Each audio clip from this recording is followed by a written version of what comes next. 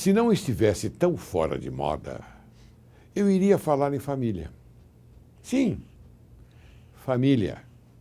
Pai, mãe, irmãos, irmãs, filhos, lar. Família. O ser humano cumprindo sua missão mais sublime de sequenciar a obra do Criador. E depois, eu iria até, quem sabe, falar sobre algo como a felicidade. Se não estivesse tão fora de moda, eu iria falar de amor. Daquele amor sincero, olhos nos olhos, frio no coração. Aquela dorzinha gostosa de ter muito medo de perder tudo. Daqueles momentos que só quem já amou um dia conhece bem. Daquela vontade de repartir, de conquistar todas as coisas. Mas não para retê-las no egoísmo material da posse, mas doá-las no sentimento nobre de amar. Se não estivesse tão fora de moda, eu iria falar de sinceridade. Sabe? Aquele negócio antigo de fidelidade, respeito mútuo e outras coisas mais. Aquela sensação que embriaga mais que a bebida, que é ter numa pessoa só, repito, que é ter numa pessoa só a soma de tudo que às vezes procuramos em muitas. Admiração pelas virtudes, aceitação dos direitos e, sobretudo, o respeito pela individualidade que até julgamos nos pertencerem, sem o direito de possuir.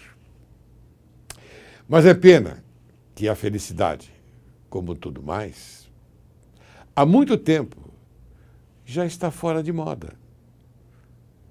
Sabe de uma coisa? Sinto-me feliz por estar tão fora de moda. E você? Também está fora de moda, como eu? Olha, espero que sim.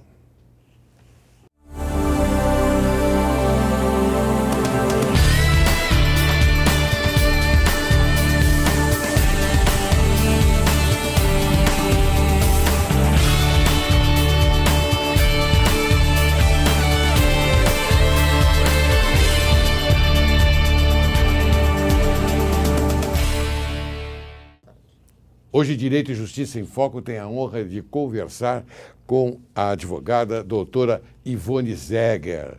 Eu fico muito contente porque esta advogada, ela é, entre aspas, ela é craque em traduzir para você, caríssimo telespectador, as palavras difíceis do judiciário, das leis, em palavras fáceis, para você poder assimilar melhor.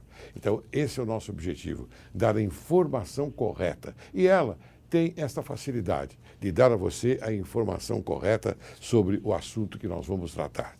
Bem, a doutora Ivone Zeger é bacharel em Direito pela Universidade Mackenzie, formada em 1978, membro efetivo da Comissão de Direito de Família da Ordem dos Advogados do Brasil e pós-graduada em Direito Constitucional pela Universidade de São Francisco, em Administração de Empresas pela Fundação Getúlio Vargas, FGV. Foi juíza do Tribunal de Impostos e Taxas do Estado de São Paulo, o famoso TIT, especialista em Direito da Família, de Família e Heranças.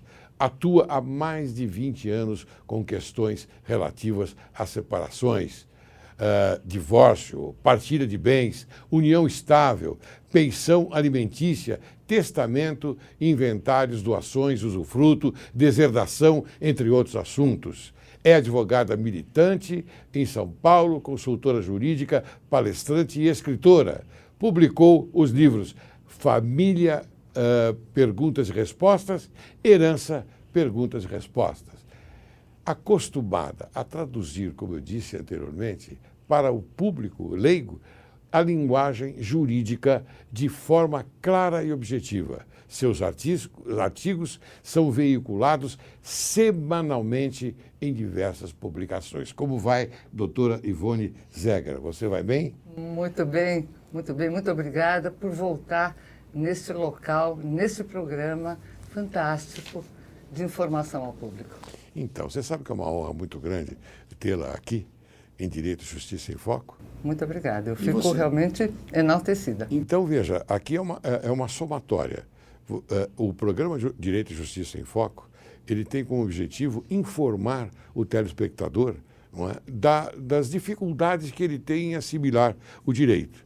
E você é aquela que vem e traduz, não é, as palavras difíceis, não é, tornando-as fácil de compreensão, de assimilação para o telespectador. Olha que coisa bonita. Coisa boa. E é o que nós vamos continuar fazendo. Não é verdade? Com certeza. Então, você vai bem. Bem, graças a Deus. Como é que está a sua advocacia? Está ótima. Realmente, eu diria que os assuntos, os traumas, os processos, infelizmente, continuam acontecendo, mas nós estamos aqui para solucionar justamente os problemas que a população, enfim, que a comunidade necessita de uma forma rápida, ágil, da melhor forma possível para todos. E como eu disse anteriormente, você é craque desse assunto. Muito obrigada. Então, hoje nós vamos tratar de casamento ou união estável.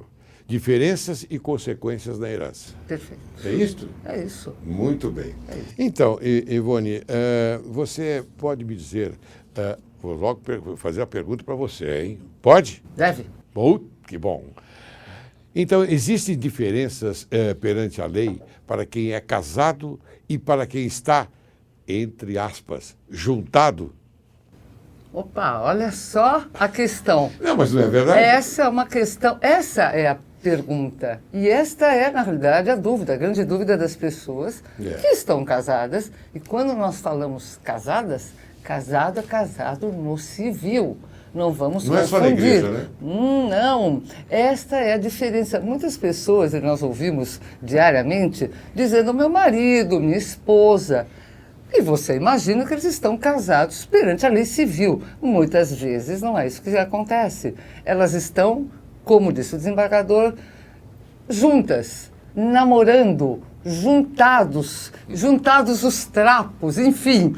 As pessoas estão convivendo e, na realidade, sem um casamento, sem a formalidade do casamento civil. Aí a pergunta é, mas elas teriam o mesmo direito?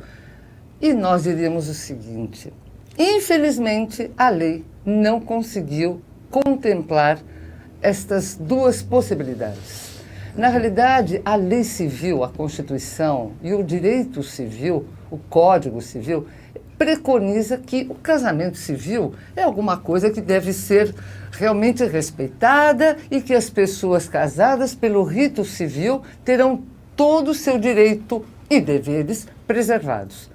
Ao mesmo tempo, aqueles que estão juntos, que estão numa união estável, eles têm alguns direitos, sim, protegidos, com certeza, mas não é a mesma coisa. E muita gente questiona, mas doutora, qual é então a diferença de estar casado e de estar junto? Se eu não teria os mesmos direitos, mas nós vivemos como um casal. Então, a grande diferença é a seguinte, na união estável, e essa é a definição, a união estável, você precisa estar numa convivência pública, contínua e duradoura, com o intuito de formar uma família. O que quer dizer? Então vamos lá, você deve ter vários exemplos na sua família de pessoas, de jovens ou pessoas já adultas que estão juntas. Elas estão juntas, namoram, se veem de vez em quando e você sabe que não há interesse nem de uma, talvez, nem da outra, de realmente formar uma família.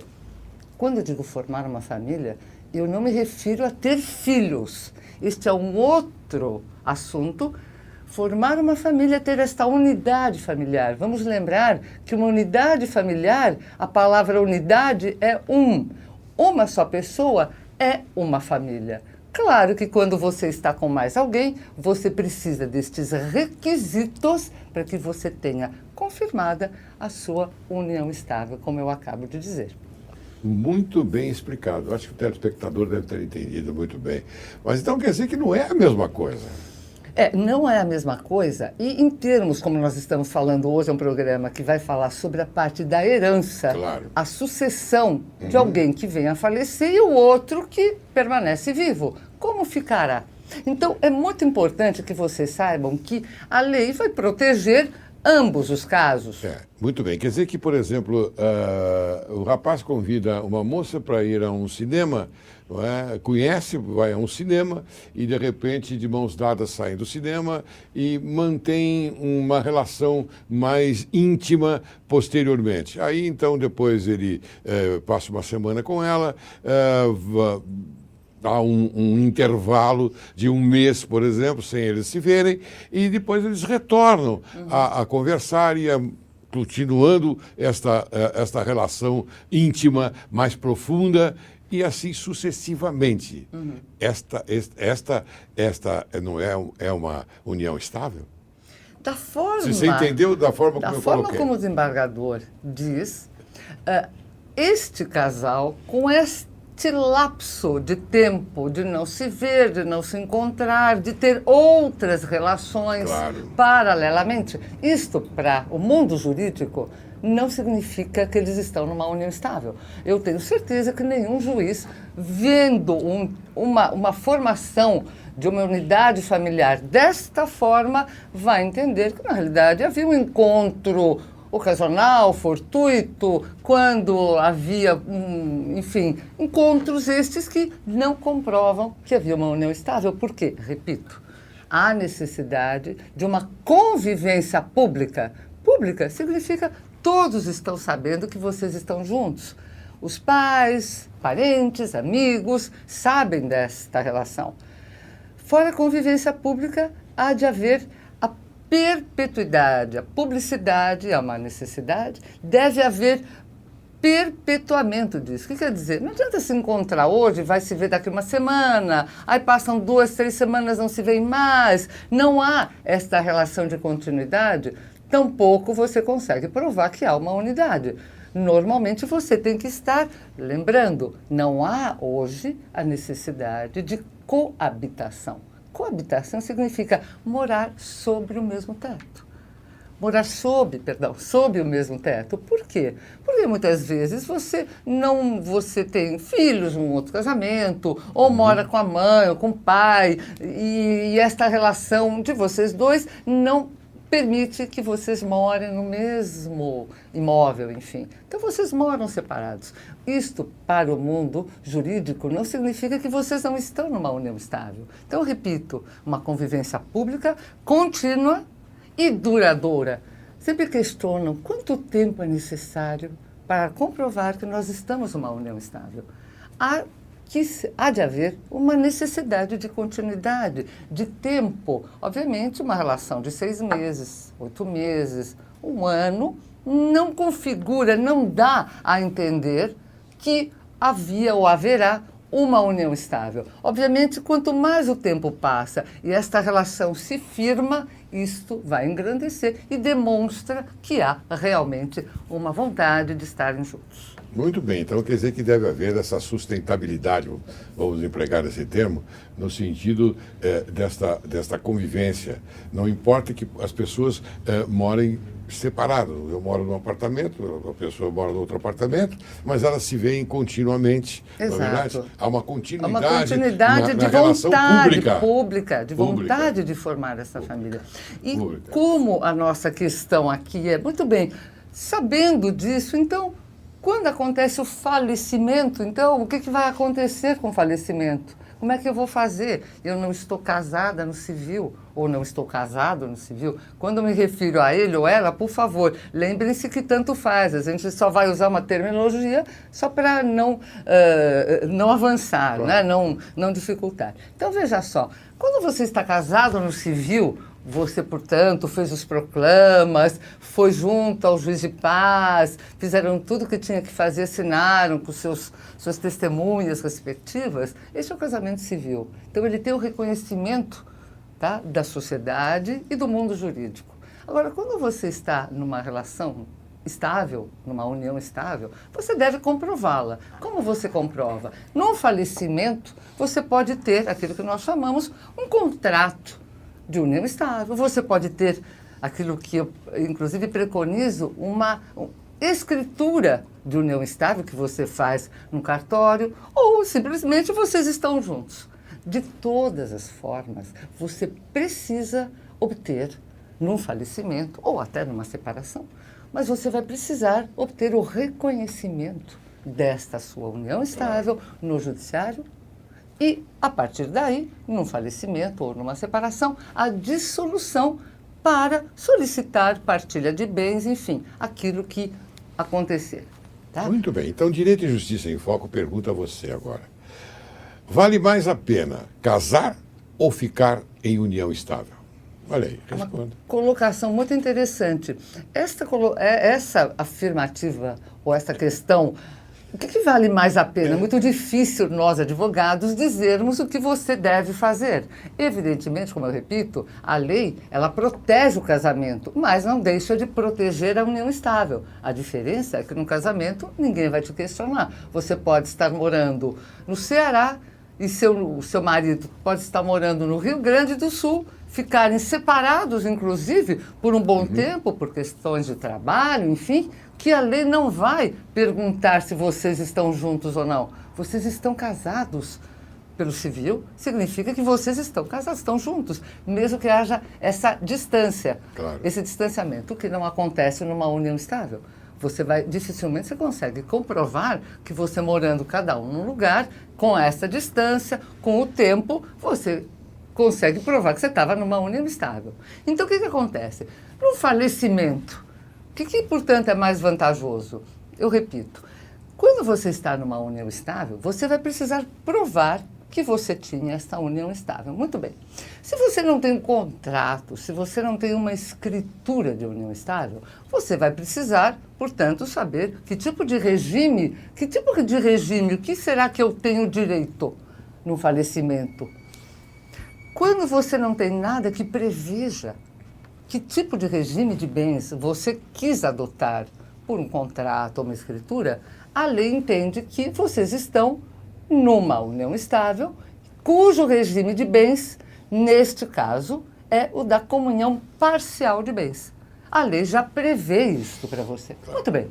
Sendo comunhão parcial de bens, o que você, portanto, que está numa união estável, teve reconhecido no judiciário essa sua união estável, o que você tem direito? Então, eu diria para você, você tem direito à metade de tudo que foi comprado, adquirido durante a sua união estável. Correto? Significa o seguinte, tudo que você ou seu companheiro tinham antes desta união estável, ou tudo que foi recebido como doação, como herança, mesmo posterior à união estável, estes bens são chamados bens particulares, cabem somente a cada um deles. Portanto, os bens particulares não se comunicam. Não se comunicando, cada um continua com o que era seu, inclusive depois do falecimento de um deles. E o que se comunica, doutor Ivone, afinal de contas? Comunicam-se os bens, o patrimônio, o que você comprou ou adquiriu posteriormente ao reconhecimento dessa união estável, que vai por uma data. Significa que, por exemplo, você comprou uma bicicleta. Essa bicicleta foi comprada depois, muito bem, ela será dividida. Você comprou um terreno, edificou uma casa, posteriormente à união estável. Ótimo, esta casa será dividida. Mas, doutor Ivone, essa casa está em nome só do meu ex-companheiro que faleceu. Não tem problema. Se você tiver reconhecida judicialmente a sua união estável, mesmo que esteja só em nome dele, comprada, adquirida posteriormente à união estável, você tem a certeza que receberá metade deste bem. Mas o importante é que tenha que ser reconhecida perante o Poder Judiciário. Isso é fundamental. É a única forma de você realmente receber e poder se habilitar na herança. Claro. Não há outra forma processual que você... Bom, mas eu sei que eu estava em união estável, doutora, então eu sei que eu tenho direito. Bom, você realmente pode ter, mas enquanto o judiciário não reconhecer a sua união estável, você pode ter uma expectativa de direito, mas você não terá ainda este direito formalmente falando. Então, quando você me pergunta o que é melhor, casar ou estar em união estável, eu acho que a resposta está nas suas mãos. Muito bem colocado. Agora, eu tenho certeza que o telespectador está lá querendo fazer a seguinte pergunta a você. E se, porventura, a pessoa for casada somente no religioso, ela terá direito à herança no falecimento do marido, da esposa? Isso é uma questão muito interessante pelo seguinte, muitas pessoas, pelo Brasil, nem sabem que precisariam estar casadas no civil. No Brasil, o que é de direito, o que é a legitimidade do direito civil, é o casamento civil. O casamento religioso é uma parte importante, sem dúvida nenhuma, mas para o mundo jurídico, para o direito, para a Constituição, ele não tem uma repercussão igual. Então você diz, mas meu Deus, eu estou casada no religioso, o padre fez o casamento, eu tive testemunhas que atestaram meu casamento há mais de 30, 40 anos, tenho filhos. Tudo isso é importante, é relevante, mas não tem o mesmo efeito do seu casamento. Se fosse civil, não haveria nenhum questionamento. Portanto, se vocês estão casados pela lei de Deus, casamento religioso, que pode ser qualquer religião, não vamos aqui abordar nenhuma delas, todas em geral, vocês estão casados perante uma lei espiritual maior, mas para a lei civil vocês não estão casados e você não terá reconhecido como se fosse um casamento civil.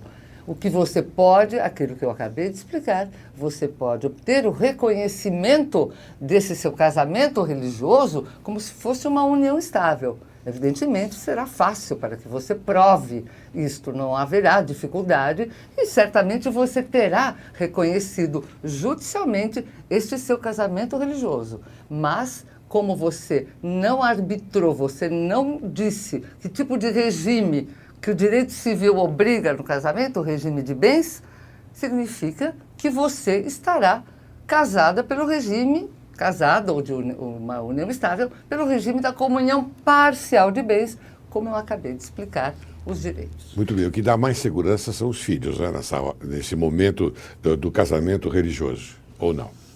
Não.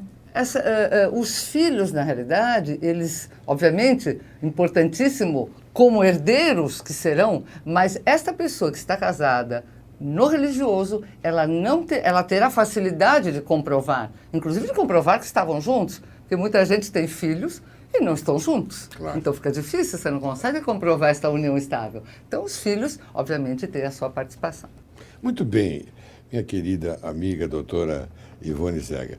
Eu agora estou caminhando para um intervalo, vou chamar um pequeno intervalo, e depois então nós vamos continuar com esta conversa maravilhosa e tenho certeza absoluta que bem aproveitada pelo telespectador. Tá bom? Com certeza. Você aguarde que daqui a pouquinho retornaremos. É pouco tempo. Até já.